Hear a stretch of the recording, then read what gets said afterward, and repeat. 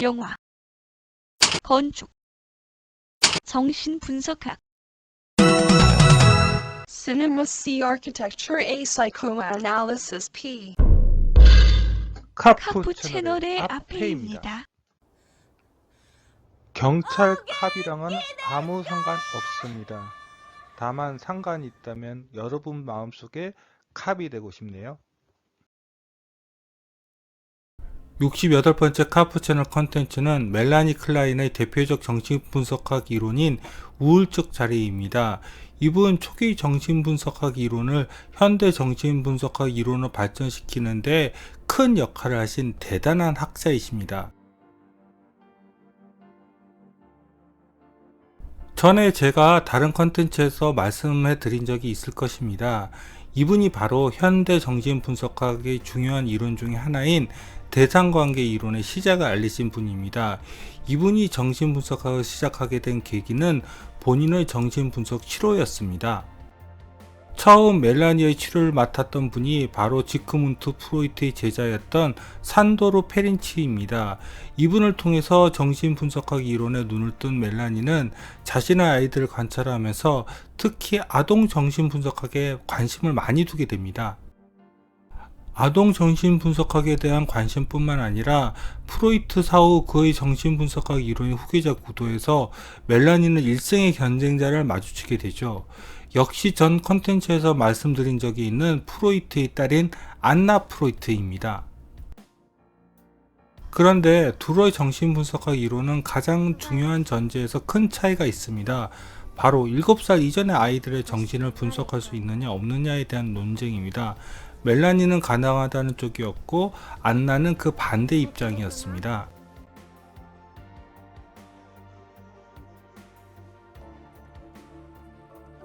자, 그럼 이제 본론으로 가볼까요? 멜라니는 프로이트가 후반에 자신의 초기 이론을 부정하면서 새롭게 제안한 역동적 모델과 구조적 모델에 대해서는 반대했습니다. 그녀는 프로이트의 초기 이론이 맞다고 주장했고 아이들에게 많은 관심을 가지고 있는 만큼 프로이트의 성격 발달 이론을 자신의 시각으로 새롭게 수정했습니다. 그녀의 성격 발달 이론을 대표하는 개념이 바로 편집 분열적 자리와 우울적 자리입니다. 말이 조금 어렵죠? 자, 그럼 이제부터 멜라니의 편집 분열적 자리와 우울적 자리를 설명해 보겠습니다. 멜라니는 막 태어난 아이의 정신은 자신과 다른 사람을 구분하지 못하기 때문에 이 세계에 자신 혼자만 있다고 생각한다고 이야기했습니다.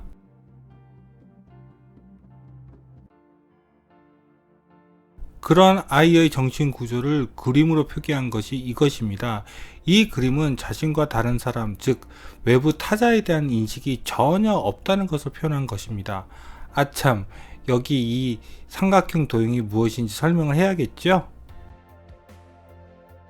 속이 빈 삼각형은 일단 유아 정신의 외부의 대상과 감정이고 속이 찬 삼각형은 정신 내부의 대상과 감정입니다. 그리고 유아의 정신에 핵인 자기, 즉 셀프가 존재합니다. 여기서 자기는 지구 중심 핵과 비슷한 개념이라고 생각하시면 됩니다. 우리가 실제로 존재하는지는 확신할 수는 없지만 지구 중심 핵이 있기 때문에 자전을 하고 있다는 것을 추론하고 있잖아요. 인간 정신 구조의 핵인 자기도 마찬가지입니다.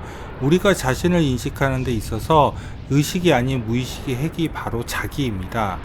하지만 지구 중심 핵처럼 그 존재를 우리는 인식할 수 없습니다. 다시 막 태어난 아이의 정신 구조로 돌아가겠습니다. 자신과 타자에 대한 구분을 못한다는 것은 인간 정신의 뇌부가 없는 상태라는 것을 이야기합니다. 즉 무의 세계이지요.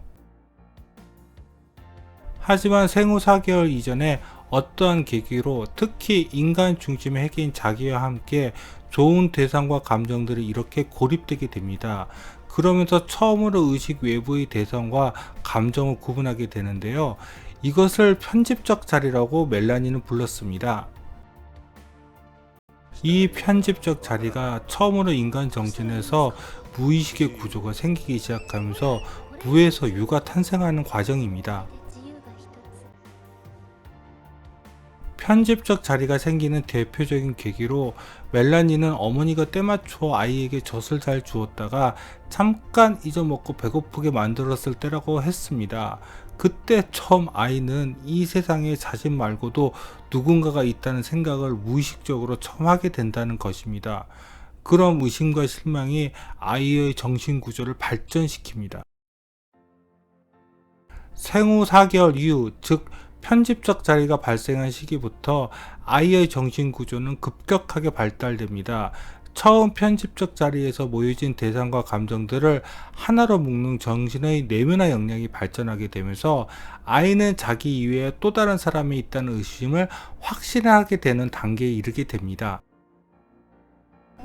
좀 슬프지 않나요? 우리가 자신 말고 다른 사람, 즉 타자를 인식하는 단계가 배고픈 아이의 마음을 따라주지 못한 어머니에게 상처받는 것부터 시작했다는 게요. 이때 아이는 드디어 최초의 타자라고 할 수 있는 어머니에 대한 인식을 통합하게 됩니다. 이것을 멜라니는 하나의 어머니, 즉 원모더라고 불렀습니다. 생후 4개월 이전 생기기 시작한 편집적 자리에 좋고 나쁜 대상과 감정들이 안으로 들어오는 내사의 과정을 통해서 하나의 어머니는 무의식에서 자기 중심 이외에 확대된 또 하나의 핵으로 자라나게 됩니다. 그렇게 되면서 내적인 어머니가 현실의 어머니, 즉 리얼 머더가 자기와 분리된 외부의 타자로 존재로 구축이 되는데 그 자리를 바로 편집 분열적 자리라고 멜라니는 불렀습니다. 편집 분열적 자리는 이제 아이가 이 세상에 자신 말고 다른 사람이 자신의 정신 속이 아닌 외부에 분리된 존재라는 것을 확실하게 알게 되는 단계라고 보시면 됩니다. 즉 이때부터 아이는 엄마와 자신이 하나가 아닌 둘이라는 것을 처음 인정하는 것이지요. 마치 엔드 오브 에반게리온에서 신지가 아스카와 하나가 아닌 자기와 타자로 분리되는 것을 인정하는 것처럼요. 하지만 아직 나를 인식할 수 있는 의식이 없기 때문에 자기와 타자인 현실의 어머니가 분리되어 있다는 것을 무의식으로만 인식하고 있는 단계입니다. 그렇지만 생후 15개월에 다가갈수록 의식의 주체가 되는 자, 즉 에고가 형성되면서 처음으로 유아의 정신이 의식과 무의식으로 나눠지고 구조화됩니다.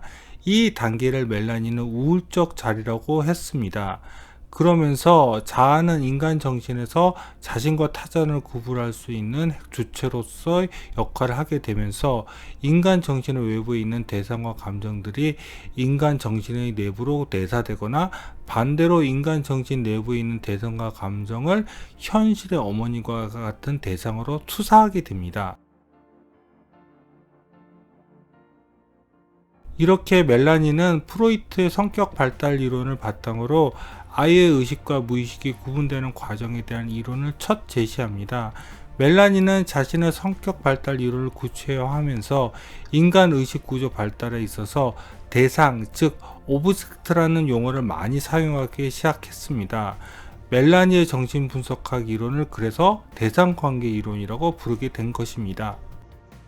멜라니 이후 현대 정신분석학 이론은 인간 정신 구조에서 어떻게 인간의 의식과 무의식이 구분되게 되고 어떻게 구조화되는지에 대해 더 많은 관심을 가지게 되면서 페어베언과 위니카카와 같은 학자들이 계속 대상관계 이론들을 발전시켜 갑니다.